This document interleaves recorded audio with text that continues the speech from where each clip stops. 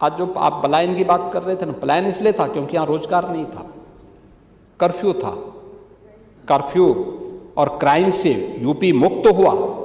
परिणाम क्या हुआ कि यूपी के अंदर एम्प्लॉयमेंट आया, यूपी के अंदर इन्वेस्टमेंट आया। यूपी आज इमर्जिंग टेक्नोलॉजी के फैब यूनिट के बारे में कोई सोचता था, आज यूपी के अंदर लगने जा रही है। आपने बजट भाषण में सुना होगा, देखा होगा, जब खन्ना जी ने यहां पे यूपी डाटा अथॉरिटी की बात की,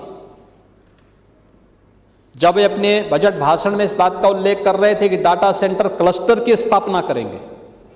अगर हमें आर्टिफिशियल इंटेलिजेंस के सेक्टर में आगे बढ़ना है तो डाटा सेंटर क्लस्टर उसकी पहली जरूरत पड़ेगी।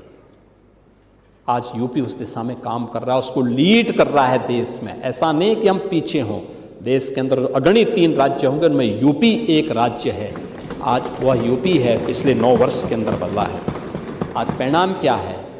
जो 19% बेरोजगारी की दर थी समाजवादी पार्टी की सरकार के समय, आज वह 2.24% तक रह गई है। ये परिणाम है यूपी के अंदर। आपको विश्वास नहीं होगा, इसलिए नहीं होगा क्योंकि आप लोगों ने किया नहीं, तो आपको सब यही लगता होगा। देखो, कूप मंडूप इसी को कहते हैं। कुएं के मेंढक को अगर हम लोग समुद्र में फेंक देंगे ना,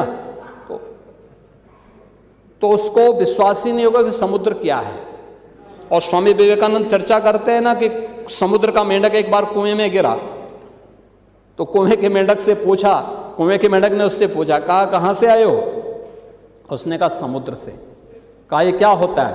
कहा बहुत बड़ा होता है। कहा कितना बड़ा? उसने छलांग लगाई इस कोने से उस कोने तक। कहा इससे इतना बड़ा? उसने कहा इससे बड़ा।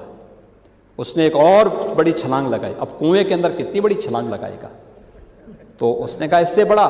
कहा कि नहीं, उससे बड़ा, उससे भी बड़ा। कहा तो झूठ बोल रहा है।